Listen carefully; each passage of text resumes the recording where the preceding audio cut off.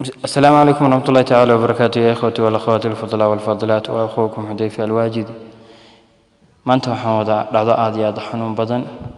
oo hadana kamid ah calaamadaha qiyaamaha maxaa yeelay nabiga sallallahu alayhi wasallam calaamadaha qiyaamaha yani waxyaabaha lagu garto oo inoo sii sheegay dhacdadan waxay ka dhacday dalka Zimbabwe oo kamid ah qaaradeena Afrika ayay ka dhacday dhacdadan markay dalka Zimbabwe bay ka dhacday gabadh 40 jir ah ayaa waxay go'aan ku gaadhay inay guursato inankii ay iyadu dhashay oo ah 23 jir kadib markii maxkamadda ayaa gabadhii la keenay waxay tiri sabab markii su'aal la weydiiyay awalba waxay ku jawaabtay ninkaygu wuxuu dhintay 12 sano ka hor intaanu ninkaygu dhiman walaalihii waxay ahaayeen ninkayga kuwa la dhashay walaalihii kuwa igu meereystay yani raba inaan gobol la sameeyo ay dooni jireen kadib markuu ninkaygu indoor si mootana go'aan waxaan ku gaadhay inaan guursado inankayga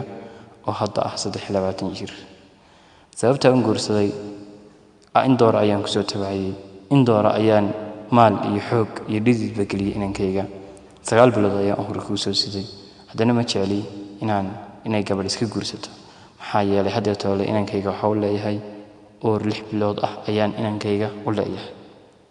bay tiri gabadhaas maxaa yeelay dhacdadan waxay ka mid tahay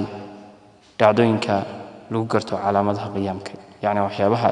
adduunyadan koonkeeda ka dhaca ee calaamadaha qiyaamaha ku tusinaya maxaa yeelay nabiga sallallahu alayhi wasallam uu sii sheegay wuxuu yiri